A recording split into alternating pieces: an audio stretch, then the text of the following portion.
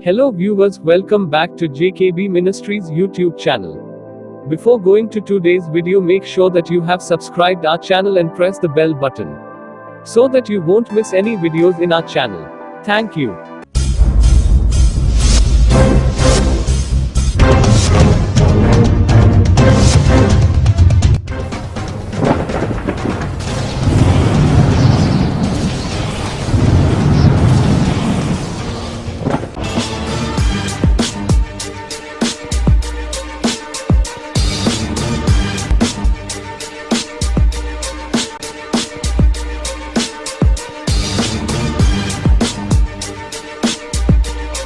அன்பான தேவ பிள்ளைகளே, மகிமையான இயேசு கிறிஸ்துவின் ராஜரீக பெசலையில் திருச்சபை வழங்கும் விடுதலையின் நேரம் இதோ உங்களுக்காக.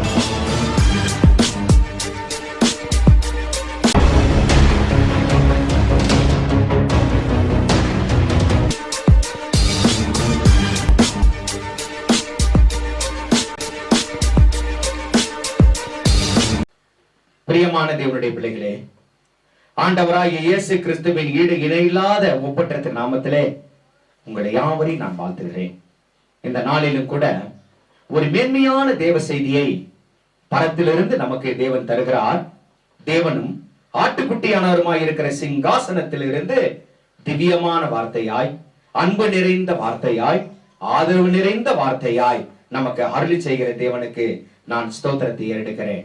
இந்த தேவ செய்திக்கு உண்டான தலைப்பு என்னவென்றால், மீட்பின் பாதை என்கிறதான ஆசீர்வாதம் நிறைந்த தேவ செய்தி.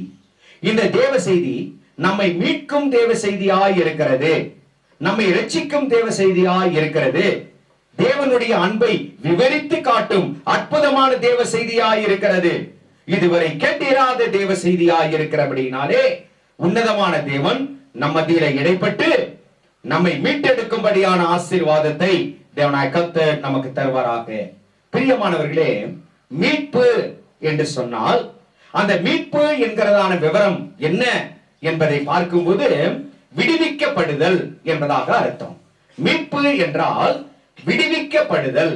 எந்தெந்த காரியங்களிலே நாங்க அகப்பட்டிருக்கிறோமோ, எந்தெந்த பிரச்சனையிலே நாம இருக்கிறோமோ, ஒருவேளை கண்ணீரின் பாதையிலே நாம் கடந்து போகலாம். வாழ்க்கை முழுசும் கண்ணீர் தான், வாழ்க்கை முழுதும் துக்கம் தான், வாழ்க்கை முழுதும் நிம்மதியே இல்லதான் அப்படின்ற ஒரு சூழ்நிலையில இருக்கிறதான ஒவ்வொருவருக்கும் ஆண்டவர் என்ன செய்யறார் தெரியுமா? தம்முடைய அன்பின் வார்த்தைகளை கொடுத்து மீட்டெடுக்கிறார். அந்த துயரத்திலிருந்து, துக்கத்திலிருந்து தூக்கி எடுக்கிறார். கட்டுகளில் இருந்தும், பாவங்களில் இருந்தும், பாவ சாபங்களில் இருந்தும் தேவன் தூக்கி எடுக்கிறார். இதுதாங்க மீட்பு. இந்த மீட்பின் திட்டத்துல என் ஜனங்களை மீட்டெடுக்க வேண்டும் என்று சொல்லி பிதாவாகிய தேவனே மனுவுரு பெற்று இயேசு கிறிஸ்துவா இந்த பூமிக்கு வரார். இயேசு கிறிஸ்து யார்? ஒரு மனிதனா அப்படின்னு சொல்லி நம்ம பார்த்தோம் சொன்னா, மனிதனுக்கு மனிதன் தான். மனுஷன் நினைச்சா அவர் மனுஷன் தான், தேவன் நினைச்சா தேவன் தான், பிதா நினைச்சா அவர் பிதா தான். ஆகவே பிதா மனுவுரு பெற்று வார்த்தை மாம்சமாகி கிருபையினாலும் சத்தியத்தினாலும் நிறைந்தவராய் நமக்குள் வாசம் செய்கிறார் என்று எழுத்தானது எழுதப்பட்டிருக்கிறது. ஆகவே தேவனுடைய மகிமை, தேவனுடைய திட்டம், தேவனுடைய ஆசீர்வாதம் எல்லாம் ரகசியம் தான். மீட்பு என்பது ஒரு ரகசியம். அந்த ரகசியத்திற்குள்ளாக பாவத்தில் இருந்தும், தீமையில் இருந்தும், பலவீனங்களில் இருந்தும், சாபக்கேடான ஒரு காரியங்களில் இருந்தும் மனுஷனை மீட்கவே பிதாவாகிய தேவன் மனுவுரு பெற்று மனிதனாய் இந்த பூமிக்கு வருகிறது. அந்த ரகசியம் தான் மீட்பு என்று பார்க்கிறோம். எல்லாரும் தேவ மகிமையை இழந்தார்கள். பாருங்க, பாவம் செய்து எல்லாரும் தேவ மகிமையை இழந்தார்கள். ஆண்டவரை தேடலனா பாவம் வந்துடும். தேவனை, ஆண்டவருடைய வார்த்தையை எப்பொழுது கேட்டுட்டே இருந்தா நமக்குள்ளாக சார்ஜ் வரும். இப்ப பாக்கெட்ல இருக்க செல்போன், அந்த செல்போன் பாத்தீங்கன்னா இது சார்ஜ் கம்மி ஆச்சுனாக்கா திரும்பி என்னன்னா சார்ஜ் பண்ணணும், இல்லைன்னா இது பேச முடியாது. அதே போலதான் மனிதனுடைய ஆவியில என்னன்னா சில நேரங்களில அந்த ஆவியினுடைய காரியங்கள் இத குறையும். தேவ பக்தியினுடைய வேகம் குறையும். குறையும் போது ஆலயத்துக்கு வந்து தேவனுடைய வார்த்தைகளை கேட்டு தேவனுடைய பிள்ளைகளிடத்துல வந்து ஜெபம் பண்ணும்போது, நம்முடைய வாழ்க்கையில அற்புதங்கள் அடையாளம் வரும்போது ஆவியானவர் நம்மை பலப்படுத்துகிறவர். அவர் தான் சார்ஜ். அவர் தான் சார்ஜ் பண்ணக்கூடிய ஆசீர்வாதத்தை நமக்கு தருவார்.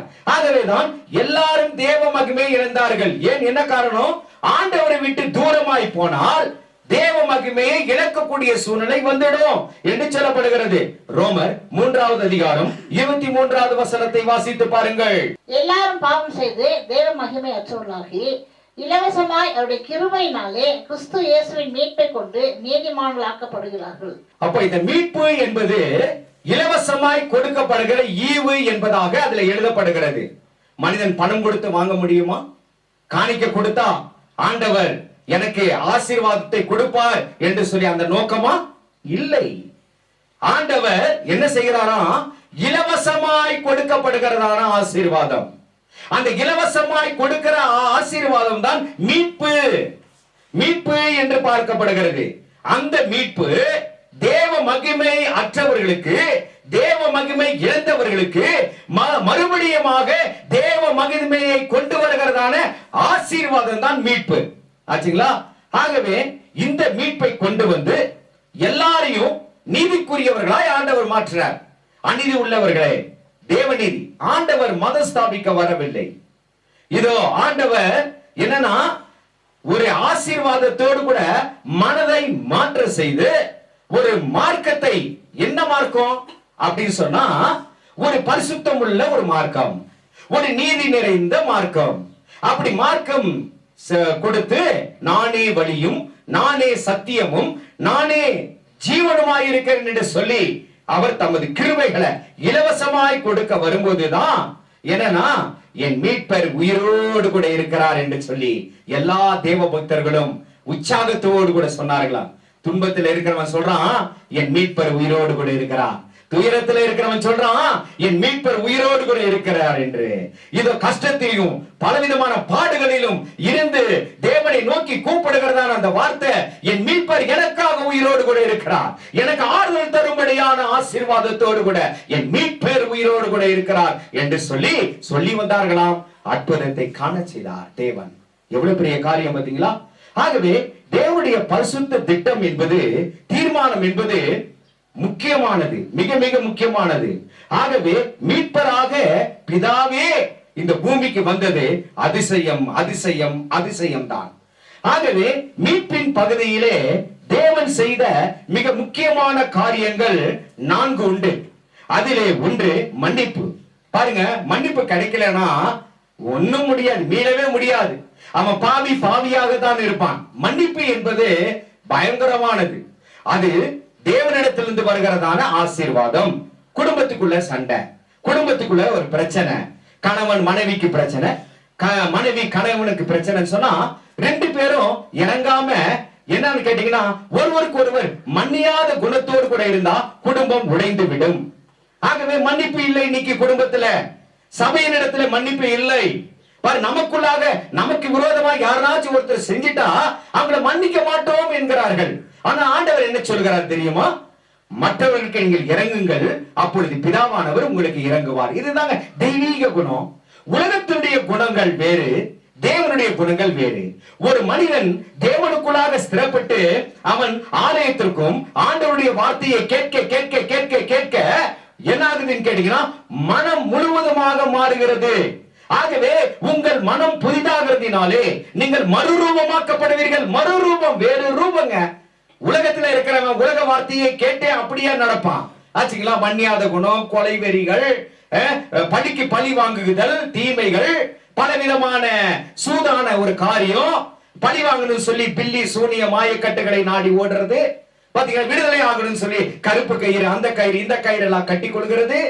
பாத்தீங்களா? இதெல்லாம் மனிதனுடைய நோக்கங்கள். எப்படி ஆகியும் நான் விடுதலை ஆகணும், எந்த வகையில நான் விடுதலை ஆகணும், எனக்கு விரோதமாக எழும்பப்படுகிறவனை நான் அதமாக்கணும் அப்படின்ற ஒரு தீமையான குணங்கள் மனிதனிடத்திலே உலாவி கொண்டிருக்கிறது. ஆனால் தேவனால் பிடிக்கப்பட்டு உன்னதமானவரால் ஆசீர்வதிக்கப்பட்டு மறுபடியுமாக தம்முடைய மகிமையை கொடுத்து உருவாக்குகிறதான ஒரு மனுஷன் எப்படியா இருப்பான் தெரியுமா? மன்னிக்கிறவனாய் இருப்பான், அன்புள்ளவனாய் இருப்பான், அரவணைக்கிறவனாய் இருப்பான், ஆறுதல் வார்த்தைகளை சொல்லுகிறவனாய் இருப்பானா. அப்படிப்பட்டவன் தான் தேவனுடைய புத்திரர்கள். நாம் இருக்கிறோமா? அப்படி நாம் உருவாக வேண்டும். இன்னும் அநேக விஷயங்களிலே நாம் உருவாக வேண்டும் என்பதாக தான் வேதம் சொல்கிறது. மன்னிப்பு முதலாவது. இரண்டாவது அற்புதம். பாருங்க, பலவிதமான தடைகள் வரும்போது ஜனங்க என்ன செய்யறாங்கன்னா, எந்த தெய்வத்தினாலே எனக்கு ஒரு அற்புதம் நடக்கும் அப்படின்னு சொல்லி எல்லாமே தேடுறாங்க. எல்லா ஆலயங்களுக்கும் போறாங்க, எல்லா கோயில்களுக்கும் போறாங்க. ஆனா அற்புதம் நடக்கணும் இல்லையா? ஆனா அற்புதம் நடக்கிறதுக்கு உண்டான பாத்திரங்களாய் நாம் இருக்க வேண்டும். நல்ல குணங்களோடு கூட ஆண்டவரிடத்துல சமூகத்துல வந்து இதோ நாம் காத்திருக்கிற பட்சத்துல அற்புதம் நடக்கும். ஒரு சம்பவத்தை நான் சொல்லுகிறேன். நூற்றுக்கு அதிபதி, அந்த நூற்றுக்கு அதிபதி இடத்துல இதோ இருந்ததான ஒரு வேலைக்காரன்.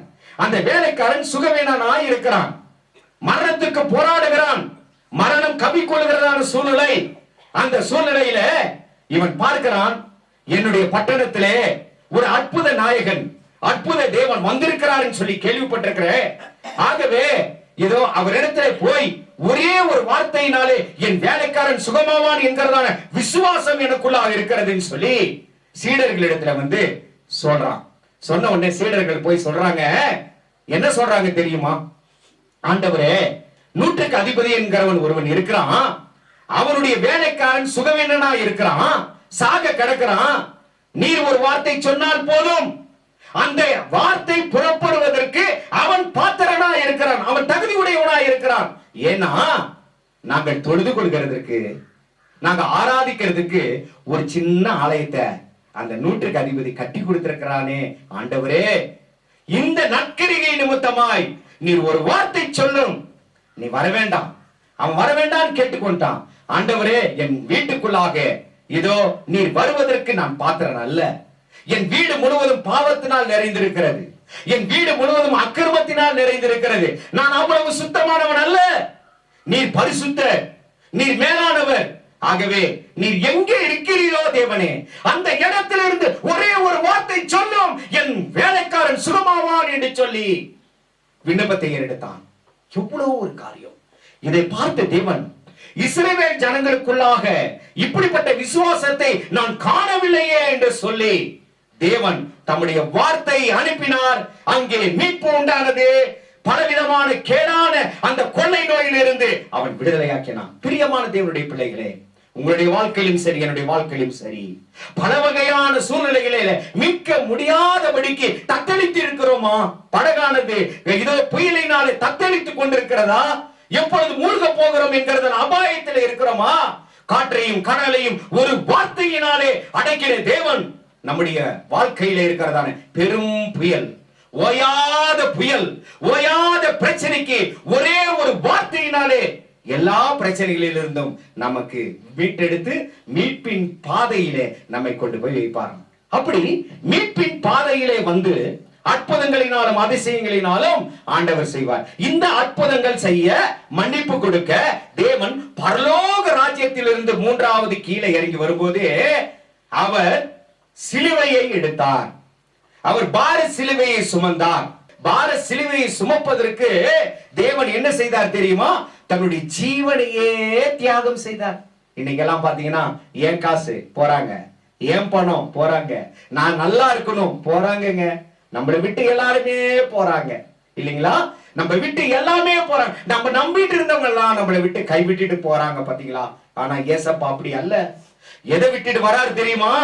நம்மளை விட்டு எல்லா மனுஷெல்லாம் போறான். ஆனா நம்மளை மீட்டெடுக்கும்படியா பரலோக ராஜ்யத்தை விட்டு இந்த பூமிக்கு கடந்து வரார் தேவன். எப்படி கடந்து வரார்? சாவாமை, ஒருவனும் கொள்ள முடியாத ஆண்டவரை, யாரும் பக்கத்திலே நெருங்க முடியாது. அக்னிமயமான சிங்காசனம் அது. இதோ அந்த சிங்காசனத்தின் பக்கமாய் யாரும் செல்ல முடியாது. சென்றால் சாம்பலாய் போயிடுவாங்க. அப்படிப்பட்ட தேவன், சாவாமை உடைய தேவன், அக்னிமயமான தேவன், ஒருவராய் சேரக்கூடாதவரும் காணக்கூடாதவரும், இதை காணக்கூடாத அக்னிமயமான அந்த காரியங்களிலே பிரசனத்திலே இருக்கிறவராகிய தேவன் அவர் என்ன செய்யறார் தெரியுமா? இதோ கடந்து வந்து மனிதனா கடந்து வரார். எப்படி பாத்தீங்களா? மனுஷனா கடந்து வந்தா இந்த பூமியில வாழ்கிறதான உருவாகிறதான எல்லா ஜீவராசிகளுக்கும் மரணம் உண்டு. கொஞ்ச நாள் இருப்போம், அப்ப செத்து போடுவோம். ஆச்சுங்களா? எல்லா ஜீவராசியும் அப்படித்தான். எல்லா ஜீவராசிகளுக்கும் குறிப்பிட்ட ஏஜ், அதாவது ஆயுசு நாட்கள் உண்டு.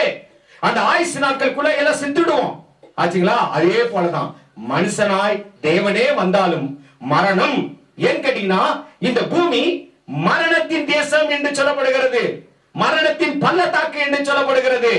ஆகவே இந்த பூமிக்கு மரணத்தை சந்திக்கும்படியாய் தேவன் வந்தார். நம்ம இருப்போமா? மரணம் வந்தா ஓடி போயிடுவோம், துன்பம் வந்தா ஓடி போயிடுவோம். நம்ம நிம்மதிக்காக தாங்க நம்ம எல்லாம் நிம்மதியை தேடி ஓடி போறோம்.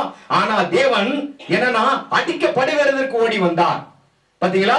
சாவு அடைவதற்கு ஓடி வந்தார், மரணத்தை உத்தரிக்கிறதற்கு ஓடி வந்தாராம். இதிலேதான் அவருடைய தியாகம் உண்டாயிருக்கிறது. அவரை அடித்தார்கள், நமக்காக ஒன்றும் பேசவில்லை. கன்னத்திலே அறைந்தார்கள், நமக்காக ஒன்றும் பேசவில்லை. முன்கிரீடத்தை சூட்டி பிரமானை அடித்தார்கள், கேவலப்படுத்தினார்கள், அவமானப்படுத்தினார்கள். பயங்கரமான துக்கமான ஒரு காரியம். தன்னிடத்தில் இருக்கிற சீடர்களே ஓடி போயிட்டாருங்க. அப்பதான் ஆண்டவர் சொல்றாரு, பேதுருவை பார்த்து சொல்றாரு, நீங்களும் என்னை விட்டு போக மனதா இருக்கிறீர்களா? நம்மளால நினைக்கிறேங்க எல்லாரும் நம்மளை விட்டு போயிட்டாங்கன்னு. அதே போல தேவனுக்கும் அந்த நிலைமை தான் வந்துச்சு.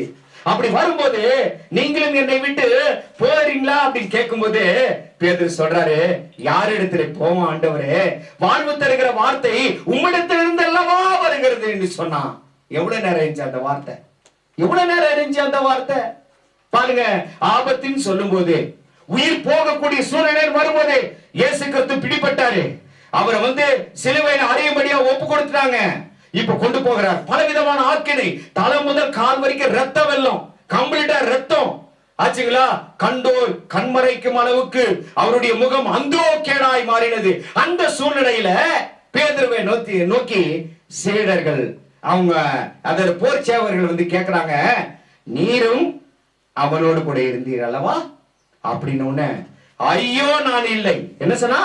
சத்தியம் பண்ணவும் சபிக்கவும் தொடங்கினான். கூட இருந்தவன் எப்படி சொன்னவன்? ஆண்டவரே, யார் இடத்துல போவோம்? வாழ்வு தருகிற வார்த்தை உம்மிடத்துல அல்லவா? நல்லா இருக்கும் போது எல்லாம் கூட இருப்பாங்க.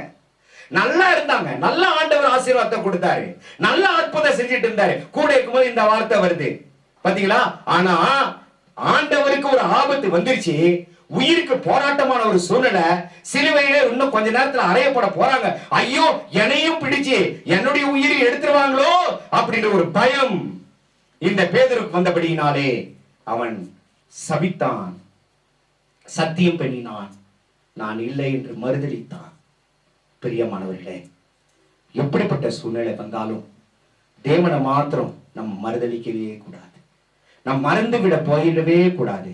எத்தனையோ பேரை அடியான இடத்திலே அற்புதத்திற்காக ஓடி வந்தார்கள், பிசாசு பிடித்தவர்கள் ஓடி வந்தார்கள். இதுவரைக்கும் எத்தனையோ பேர் பெரிய திருச்சபை, பயங்கரமான பிரத்யட்சம், வேற லெவல்ல ஆயிருக்கும். ஆனா என்ன தெரியுங்களா? அற்புதம் வாங்கிட்டு, அதிசயம் வாங்கிட்டு, உடனே ஆண்டவர் ஆறுதல் கொடுத்தார், அப்படியே 2 வாரம் 3 வாரம் ஓடும், அதுக்கப்புறம் காணாமல் போயிடுறாங்க. அதான் ஆண்டவர் இடத்துல 10 குஷ்டரோகிகள் என்ன செஞ்சாங்க? ஆண்டவரே எங்களுக்கு சுகம் கொடுக்கணும் அப்படின்னு வந்தாங்க.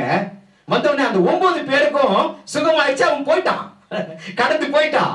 ஆனா ஒரே ஒருத்த மாத்திரம் நன்றி செலுத்த வந்தானா. அப்ப அந்த ஒருவனை பார்த்து ஆண்டவர் கேட்கிறாரு, மீதி 9 பேர் எங்கே? ஆண்டவருக்கு அந்த நிலைமை. நம்மளுக்கெல்லாம் ஏமாத்திரம். மீட்பின் பாதையிலே துக்கம் உண்டு. மீட்பின் பாதையிலே, எப்படிப்பட்ட மீட்பின் பாதையிலே எல்லாரையும் மீட்டெடுக்கிறார். பாவத்திலே, பலவீனத்திலே, பிசாசின் பிடியிலே, தடைகளிலே, பில்லி சூனிய மாயக்கட்டுகளிலே எல்லாத்தையும் மீட்டெடுக்கிறார் ஆண்டவர். மீட்பின் பாதை. அந்த மீட்பின் பாதையிலே தம்முடைய ரத்தத்தை ஊற்றி மனுஷனை தூக்கி எடுக்கிறார். ஆனால் இன்றைக்கோ மனிதர்களாகிய நாம் நன்றி இல்லாதவர்களாய் போய் விடுகிறோம். எல்லாரையும் சொல்லல, அது ஒருத்தன் வந்தான்ல, அந்த ஒருத்தரை போல நம்ம இருக்கிறோம். ஆமென், ஹல்லேலூயா. இவ்வளவு பெரிய காரியங்கள் பாத்தீங்களா. அதுக்கு அடுத்தது அன்புங்க. அன்பு எப்படிப்பட்ட அன்பு தெரியுமா? எல்லாருக்கும் ஆண்டவர் நல்லது செய்யறாரு. கெட்டவனுக்கும் நல்லது செய்யறாரு, சபிச்சவனுக்கும் நல்லது செய்யறாரு, நம்மிடத்துல இருக்கிறவனுக்கும் நல்லது செய்தாங்க. மாயமில்லாத அன்பு. அந்த அன்பை ஊற்றினார். இவைகள் எல்லாம் கொடுத்து நம்மை நீதிமான்களாக மாற்றுவதற்காகவே இந்த மீட்பின் பாதையாகும். வேதம் வாசித்து பாருங்கள். ரோமர் 3வது அதிகாரம் 24வது வசனம். இலவசமாய் அவருடைய கிருபையினாலே கிறிஸ்து இயேசுவில் உள்ள மீட்பை கொண்டு நீதிமான்களாக்கப்படுகிறார்கள். இலவசமாய் கொடுக்கப்படுகிறதான ஈவு, அதுதான் ஆண்டவருடைய ரத்தம், பரிசுத்தமுள்ள ரத்தம். அந்த இரத்தத்தினாலே இதோ நம்மை மீட்டெடுத்து பரிசுத்தமாக்கி பாவத்தின் பிடியில் இருந்தும் சாத்தானின் பிடியில் இருந்தும் விடுதலையாக்கி தம்மோடு கூட ஒப்புரவாக்குகிறாராம், தம்மோடு கூட சேர்த்துக் கொள்கிறாராம். ஆகவேதான் சங்கீத பகுதியில 130வது சங்கீதம் 7-8 வசனங்களை வாசிப்போம். இஸ்ரவேல் கர்த்தரை நம்பி இருப்பதாக, கர்த்தரிடத்தில் கிருபையும் அவரிடத்தில் திரளான மீட்பு உண்டு. அவர் இஸ்ரவேலை அதன் சகல அக்கிரமங்களில் நின்று மீட்டுக் கொள்வார். பாத்தீங்களா, கர்த்தரை நம்புகிறவனுக்கு மீட்பு உண்டுங்க. நீங்க எந்த வகையில ஆண்டவருடைய ஆலயத்துக்கு வந்திருக்கீங்களோ, எந்த நோக்கத்தோடு கூட தேவனுடைய ஊழியக்காரனிடத்தில் தேடி வந்தீர்களோ, அந்த விசுவாசத்தை தேவன் வர்த்திக்க செய்வார். கட்டாயமாய் ஆண்டவரிடத்தில் மீட்பு உண்டு. சங்கீதக்காரன் அழகாய் சொல்லுகிறார், தேவனிடத்தில் விசுவாசம் வையுங்கள், தேவனிடத்தில் விசுவாசம் வைத்து வாருங்கள். எந்த துக்கம், எந்த கவலை, எல்லாம் கூடாத காரியம் கூடும். மனுஷனால் கூடாத காரியம் தேவனாலே கூடும், தேவனாலே கூடும். ஒரு முறை என்னோடு கூட இருந்தாரு, ஒரு காலத்துல ஒரு உடல் ஊழியக்காரனை போல இருந்தாரு. அவருக்கு ஒரு பிரச்சனை, லைஃப்ல பயங்கரமான ஒரு பிரச்சனை. அடுத்த நாள், நாளைக்கு ஜட்ஜ்மெண்ட். அதுக்கு அடுத்த நாள் என்ன ஆகுமோ தெரியாது. எல்லாம் ரெடி ஆயிட்டாரு, எல்லாம் அரெஸ்ட் பண்ணி உள்ளுக்கு போற அளவுக்கு எல்லாம் ஆயிடுச்சு.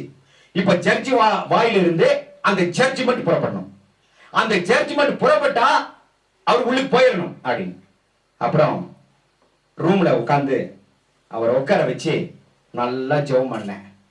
ஆண்டவரே தொடுங்க, ஆண்டவரே தொடுங்க. இந்த இக்கட்டான சூழ்நிலையில அருமையான என்னுடைய உடன் ஊழியக்காரராய் இருக்கிற அருமையான குமாரனுக்கு நீங்க மெய்தானே, நீங்க இருக்கிறீங்க தானே, என் மீட்பர் உயிரோடு கூட இருக்கிறார் தானே, இந்த துக்கத்தோடு கூட வந்திருக்கிறதானே அருமையான இந்த மகனை ஆசீர்வதிங்கப்பா, இந்த மகன் மீது உங்களுடைய தெய்வீக பிரசன்னம் இறங்குவதாக என்று சொல்லி ஜெபித்து, ஒண்ணு கவலைப்படாத நீங்க போங்கன்னு அப்படியே போனாரு. ஜட்ஜி வந்தாங்க, பார்த்தாங்க, உன் பேர் என்னன்னு கேட்டாங்க. சரி உட்காரு அப்படின்னு சொல்லி 2 கேஸ் முடிச்சுட்டு 3வது அவர் பேரை சொல்லி கூப்பிட்டாங்க. கூப்பிட்ட உடனே பார்த்தாங்க, கீழே மேலே பார்த்தாங்க. இன்னைக்கு நீ விடுதலை ஆக்கப்படுகிறாய், நீ போகலாம் வீட்டுக்கு. எல்லாம் கை தட்டி தேவனுடைய சமூகத்துல அவரு அப்படியே கீழே உட்கார்ந்து முழங்கால் படிக்கிட்டு என்ன செஞ்சாரு, ஆண்டவரை தொழுது கொண்டார். அற்புத தேவன், அடைய அதிசய தேவன் ஆச்சுங்களா. நடக்க கூடாத காரியத்தை நடக்கும்படியால் மீட்பின் காரியங்களை கொடுத்து நம்மை மீட்டெடுப்பார். பலவிதமான துக்கங்கள், துயரங்களில் இருந்து மீட்டெடுப்பார், கட்டாயம் மீட்டெடுப்பார். ஆகவே மீட்பு என்பது கிரயத்தினாலே உண்டானது. எந்த கிரயம் அது? எதை கொடுக்கிறார், எதை கொடுத்தால் அந்த மீட்பு உண்டாகனா, தம்முடைய இரத்தத்தையே கொடுத்து மீட்டெடுத்தாராம். பிரியமானவர்களே, ஒரு காரியம், சம்பவம். இயேசு கிறிஸ்து பிடிபடுவதற்கு முன்னதாக, ஓரிரு வாரங்களுக்கு முன்னதாக ஆண்டவர் என்ன செய்யறாராம், இதோ ஒரு பவனி, அந்த பவனி வரும்படியாக அவர் கடந்து வரார். இன்னைக்கு கூட கிறிஸ்தவத்துல தபசு காலம் என்று சொல்லி, இந்த ஈஸ்டர் பண்டிகை என்று சொல்லி அந்த காலங்கள் வரும்போது தபசு காலம் என்று சொல்லி வைப்பார்கள். அதுல என்னன்னா, பண்டிகை, உயிர்த்தெழுதலின் பண்டிகைக்கு முன்பாக வருகிற வாரம் என்னன்னா குருத்து ஞாயிறு என்பார்கள் ஆச்சுங்களா. அந்த குருத்து ஞாயிறில என்னென்ன காரியங்களை நினைவு கூறுவார்கள் தெரியுமா? ஆண்டவர் கழுதையின் மேலே பவனியாக வருகிறதை நினைவு கூறுவார்கள் ஆச்சுங்களா. இப்படி வெற்றி சிறக்கிறதான ராஜா தேவாதி தேவன் அவர் வெற்றி சிறப்பார் அப்படி சொல்லி 40 நாள் பாஸ்டிங் எல்லாம் இருந்து, 40 நாள் பாருங்க, கறி கூட சாப்பிட மாட்டாங்க. 40 நாள் பாஸ்டிங் எல்லாம் இருந்து என்னன்னா ஒரு சந்தி உபவாசம் அப்படின்னு எல்லாம் போட்டு இருந்து 40 நாள், அந்த 40 நாள் ஈஸ்டர் பண்டிகை வந்த உடனே என்னன்னா குடிதான், வெறிதான். பாத்தீங்களா? அப்ப 40 நாள் நீ உபவாசம் இருந்து ஆண்டவருடைய கிருபைகளை பெற்று என்ன லாபம் இருக்கிறது? இது எல்லாரையும் சொல்லல, ஒரு சில பேர் இப்படியாக போய்விடுகிறார்கள். நானும் ஒரு காலத்திலே அப்படி இருந்தவன் தான். ஆனால் அந்த நேரத்துல 40 நாள் உபவாசம் இருக்கும் போது ஒரு காலத்துல நான் நோக்கி பார்த்தேன், பைபிளையும் பார்த்தேன், இந்த உலகத்தில் இருக்கிறதான சகல விதமான காரியங்களை பார்த்தேன். ஆண்டவரே, எது உண்மை ஆண்டவரே, எது உண்மை ஆண்டவரே, எனக்கு காண்பீங்கப்பா, எனக்கு காண்பீங்க ஆண்டவரே அப்போ ஒருத்தர் என்கிட்ட கேட்டாரு, நீங்க உங்களுக்கு என்ன வேணும்? ஆண்டவர் இப்பொழுது தரப்போகிறார், தீர்க்க தரிசனம் உரைக்கிறார். உங்களுக்கு என்ன வேணும் சொல்லுங்க, உங்களுக்கு என்ன வேணும் சொல்லுங்க பிரதர், என்ன வேணும் அப்படின்னும் போது நான் தயவாய் கேட்டேன், ஆண்டவருடைய கரம் எனக்கு வரணும், அந்த கரம் என்னை வழி நடத்தணும். அப்ப அவர் சொன்னாரு, எல்லாரும் காசை கேட்டாங்க, பணத்தை கேட்டாங்க, என்னென்னமோ கேட்டாங்க, நீங்க பிரதர் ஆண்டவருடைய கரத்தை கேட்கறீங்கல்ல, மேலானது பிரதர் சொல்லி ஜெபம் பண்ணாங்க பாருங்க. அன்னையில இருந்து தரிசனம் உண்டாகி தேவனுடைய ஊழியக்காரனா என்னை மாற்றி, எத்தனை துன்பம் வந்தாலும் எத்தனை துயரம் வந்தாலும் பாத்தீங்களா, அது டெஸ்ட போல தட்டி விட்டுட்டு போகிறதான ஒரு வைராக்கிய நெஞ்சை எனக்கு தேவனாய் கர்த்தர் கொடுத்தார். எவ்வளவு பெரிய விஷயம்.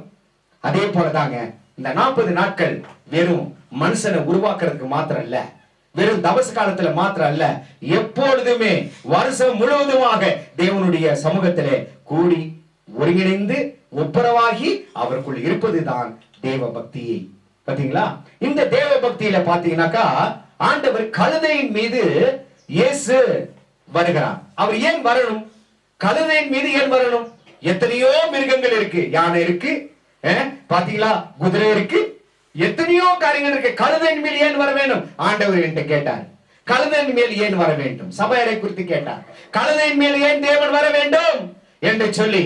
நம்ம தேசத்துல கழுதைன்னு சொன்னா அற்பமானது. என்னங்க அது? என்ன அற்பமானது? ஏனாச்சும் ஒரு திட்டுற வகையில பார்த்தா, ஏன்டா கழுத மாதிரி கத்துற, டேய் அட கழுத, புத்தி இல்லாத கழுதையே அப்படின்னு சொல்லி எல்லாமே திட்டுவோம்.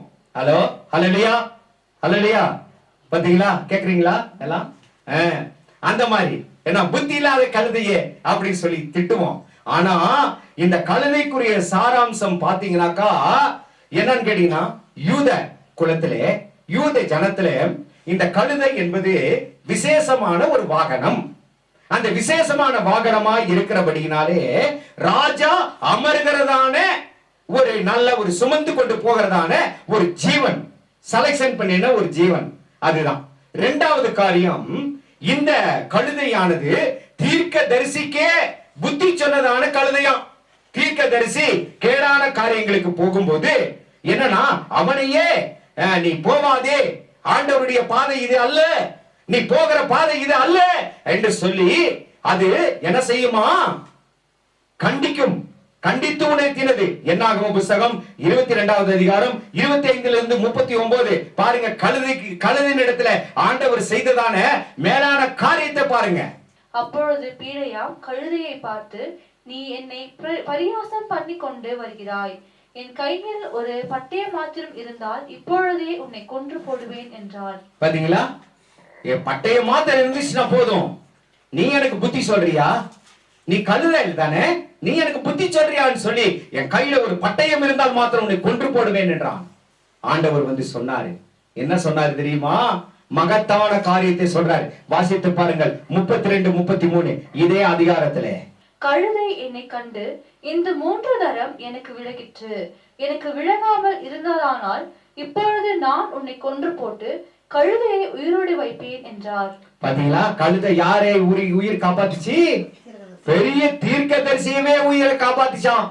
கழுதை மட்டும் கத்தலனா, கழுதை மட்டும் வாய் திறந்து பேசலனா அந்த தீர்க்கதரிசிக்கு ஆண்டவர் இடத்துல அடிபட்டு இருப்பான்.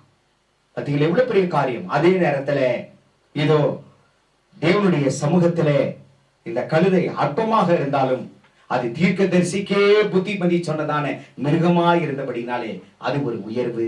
அதை செலக்ஷன் பண்றார் ஆண்டவர். அது ஒரு செலக்ஷன் பண்ணிட்டார் ஆண்டவர். ஆகவேதான் அந்த செலக்ஷன் பண்ண உடனே என்னன்னு கேட்டீங்கன்னா, இந்த கழுதை ஆண்டவருடைய பலிபீடத்திற்கு நேராக போகத்தக்கதாக பலிப்பொருள்களையே சுமந்து கொண்டு போனதாம். ஆபிரகாமின் காலத்திலே வாசித்து பாருங்கள். ஆதியாகமம் 22:3 வேதம் சொல்கிறது, பலிப்பொருளை சுமந்த கழுதை தேவனுடைய ஆபிரகாமை, விசுவாசியின் தகப்பனாய் ஆபிரகாமை சுமந்த கழுதை, ஈசாக்கை சுமந்த கழுதை சேணம் வைத்து அந்த கழுதையின் மேலே ஏறினார்கள். வாசித்து பாருங்கள். ஆபிரகாம் அதிகாலையில் எழுந்து தன் கழுதையின் மேல் சேணம் கட்டி தன் வேலைக்காரர் 2 பேரை தன் குமாரன் ஈசாக்கையும் கூட்டிக் கொண்டு தகன பலிக்கு கட்டைகளையும் பிளந்து கொண்டு தேவன் தனக்கு குறித்த இடத்திற்கு புறப்பட்டு போனான். பாத்தீங்களா, புறப்பட்டு போனான். செலக்ஷன் பண்றாங்க. கழுதைய செலக்ஷன் பண்றாங்க. எல்லா கழுதையும் பயன்படாது, அதுல செலக்ஷன் பண்றாங்க. அதே போல தேவன் பவனியாக வராரு, யூத ராஜ சிங்கமா அவர் வராரு. வரும்போது செலக்ஷன் பண்றாரு. எப்படி செலக்ஷன் பண்றாரு தெரியுமா? ஒரு கழுதையை தெரிந்து கொண்டு செலக்ஷன் பண்றாரு. அது எப்படிப்பட்ட செலக்ஷன் அப்படின்னா, மத்தேயு 21வது அதிகாரம் 7 10 முடியதான வேத வசனத்தை வாசிப்போம். மத்தேயு 21 7 10 முடியதான வேத வசனம். அவர் எருசலேமுக்குள் பிரவேசிக்கையில் நகரத்தார் யாவரும் ஆச்சரியப்பட்டு இவர் யார் என்று விசாரித்தார்கள். பாத்தீங்களா? முன்னடப்பாரும் பின்னடப்பாரும் ஒசனா ஒசனா என்று சொல்லி ஆர்ப்பரித்தார்கள். யூத ராஜசிங்கம் வருகிறார் என்று சொல்லி ஆர்ப்பரித்தார்கள். மகிமையின் தேவனுக்கு ஒசனா என்று சொன்னார்கள். பிதாவினாலே ஆசீர்வதிக்கப்பட்டவரே வாழ்க, ஓசன்னா ஓசன்னா என்றார்கள். அந்த ஓசன்னா என்று சொல்லும்போது அந்த கழுதை தேவனை சுமந்து வந்தது. அந்த கழுதையின் மீது உயர்தர வஸ்திரத்தை போட்டார்கள். அந்த கழுதை நடக்கும் போது மரக்கிளைகளை கொண்டு வந்து விரித்தார்கள். 4 சுவிசேஷம். அந்த 4 சுவிசேஷத்தில் ஒரே ஒரு சுவிசேஷத்தில் மாத்திரம் குருத்தோலை என்று எழுதப்பட்டிருக்கிறது. மற்ற சுவிசேஷங்களிலே இதோ மரக்கிளைகள் என்று சொல்லப்படுகிறது. அந்த மரக்கிளைகள் எங்க இருக்கிறது என்றால் ஒலிவ மலை. அந்த ஒலிவ மலையின் பக்கத்திலே மரங்கள் உண்டு, மரக்கிளைகள் உண்டு. அதை பறித்து பறித்து பறித்து போடுறாங்க. அப்படின்னு எதை போட்டிருப்பாங்க? ஒலிவ குருத்துக்களை. ஒலிவ குருத்து. அந்த ஒலிவ குருத்துக்களை என்னன்னா கழுதைக்கு கீழையும் போட்டார்கள். குருத்தோலையை, அதாவது ஒலிவ குருத்தோலைகளை கையில பிடிச்ச. இன்னைக்கு எதுங்க என்ன பிடிச்சிருக்கிறோம்? இன்னைக்கு எதை பிடிச்சிட்டு நம்ம அப்படியே பவனியா வரோம் அப்படின்னு பார்த்தா கற்பனைப்படி நடக்க மாட்டோம். ஆனா கையில குருத்தோலை பிடிச்சிட்டு பவனியா போவோம். வேதத்தை வாசிக்க மாட்டோம், கையில குருத்தோலை போயிட்டு போவோம். துதிக்க மாட்டோம், ஆண்டவருடைய கற்பனைப்படி நடக்க மாட்டோம். வாழ்க்கையெல்லாம் அவதூறமான வாழ்க்கையா இருக்கும். வாழ்க்கையெல்லாம் பின்னால திரும்பி பார்த்தா குருத்தோலை பிடிச்சிட்டு அன்னைக்கு நைட்டு வந்து தண்ணி அடிச்சிட்டு இருப்போம். இதுதான் உலகத்துல நடக்கிற காரியம். கையில குருத்தோலையை பிடிச்சிட்டு இருக்கும் போதே மறுபக்கம் பாவமான காரியங்கள். இதை ஆண்டவர் விரும்புவாரா? விரும்புவாரா? என்ன நடந்தது தெரியுமா? அங்க ஆண்டவரே ஓசனான்னு சொன்னவங்க, யூத ராஜாவே வாழ்கன்னு சொன்னவங்க, தாவீதின் குமாரனே வாழ்கன்னு சொன்னவங்க, கொஞ்ச நேரம் ஜட்ஜ்மெண்ட் ஆண்டவருக்கு வருது. அந்த கொஞ்ச நேரத்துல ஜட்ஜ்மெண்ட்ல என்ன சொல்றாங்க தெரியுங்களா? இவனை சிலுவையிலே அறையும். யோசனை செஞ்சு பாருங்க. உங்களை இன்னைக்கு வாழ்த்துறாங்களா?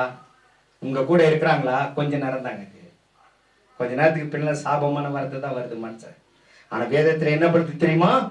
மனுஷனுடைய வாயிலிருந்து சாபமும் வருகிறது, அதே போல வாழ்த்துதலும் வருது. எவ்வளவு நொந்திருக்கும் ஆண்டவருக்கு இதயத்துக்கு. என் தேவனாகிய ஆண்டவருக்கு எவ்வளவு விசனமா இருந்திருக்கும். இந்த ஜனங்கள் இப்பொழுது வாழ்த்துகிறார்களே, இன்னும் கொஞ்ச நேரத்துல என் கண்ணத்துல அறைய போறாங்க. இன்னும் கொஞ்ச நேரத்துல பொல்லாத கேடான மனுஷன், தேச துரோகி பரபாஸ், அந்த பரபாஸ் கல்வன், அவன் தேச துரோகி. அந்த தேச துரோகி விடுதலை ஆக்கணுமா? ஒண்ணும் அறியாத பாவம் செய்யாத தேவனை சிலுவையில அறையணுமா?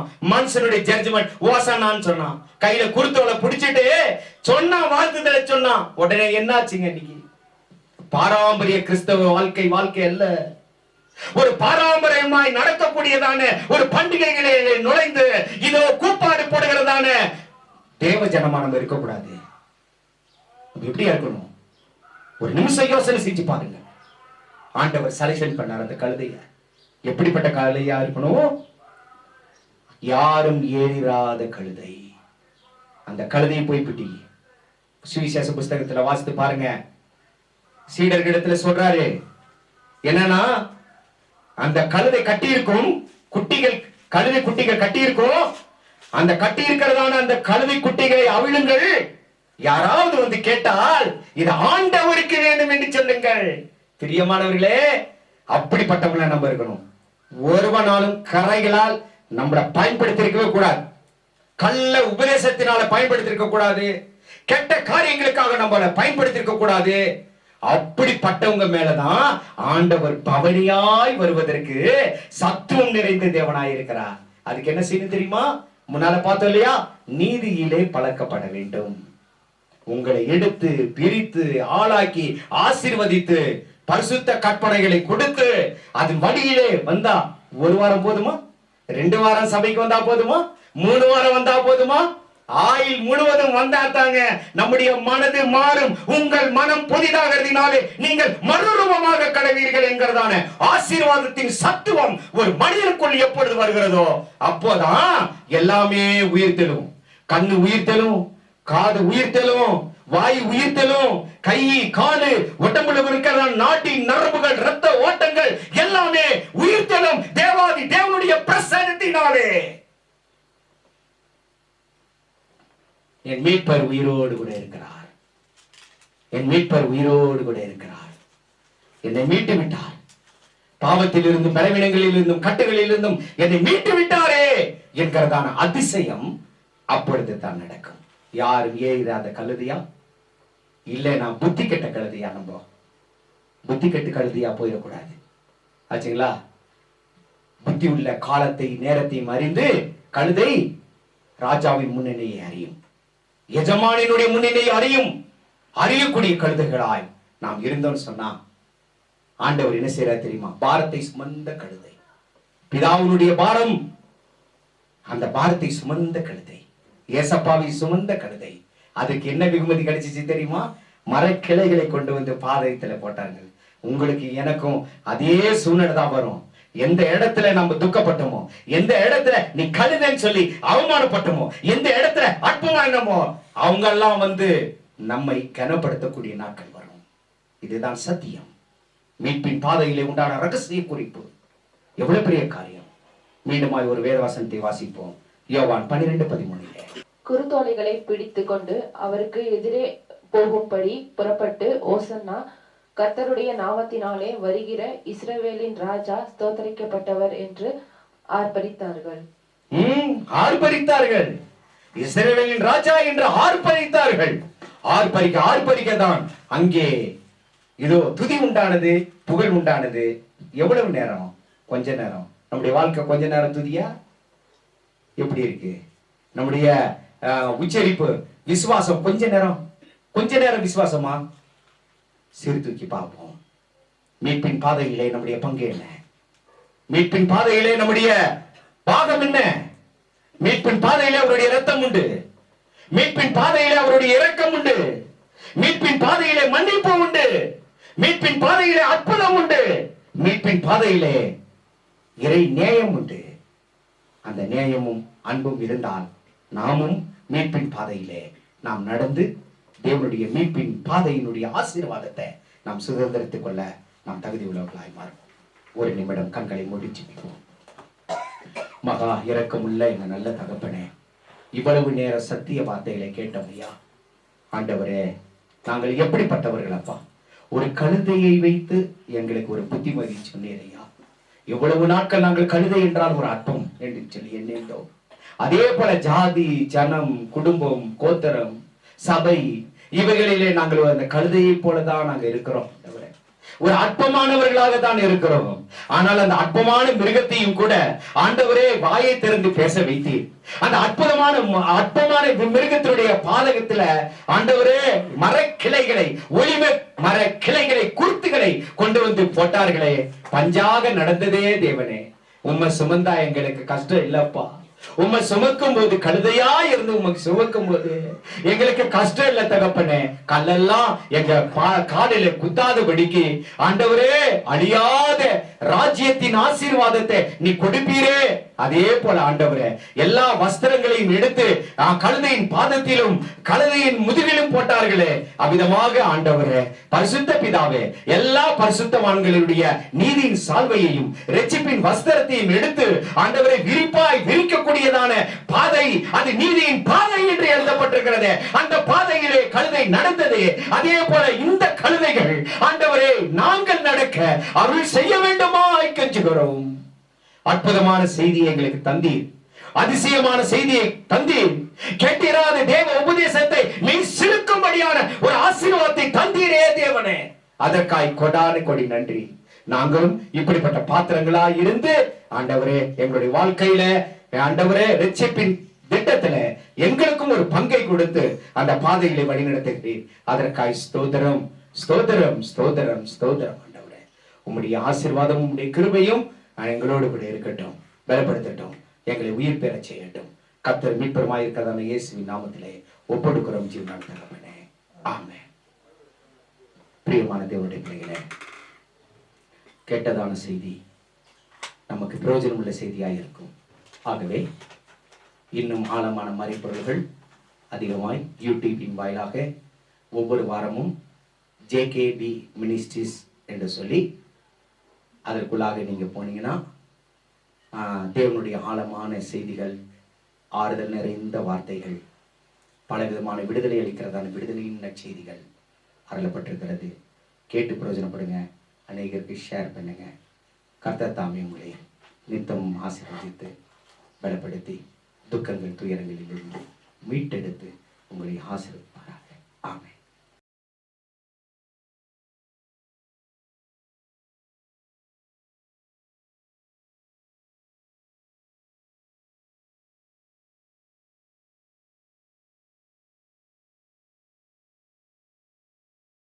பிரியமான தேவ பிள்ளைகளே, இப்பொழுது கேட்டதான விடுதலையின் நற்செய்தி உங்களுக்கு அதிக பிரயோஜனமாக இருந்தது என விசுவாசிக்கிறோம்.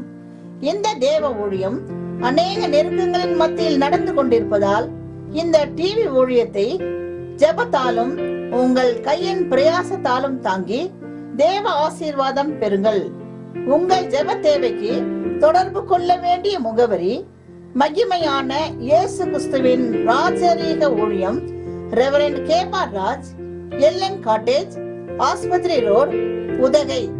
கைபேசி எண் 9443523477 மற்றும் 78717179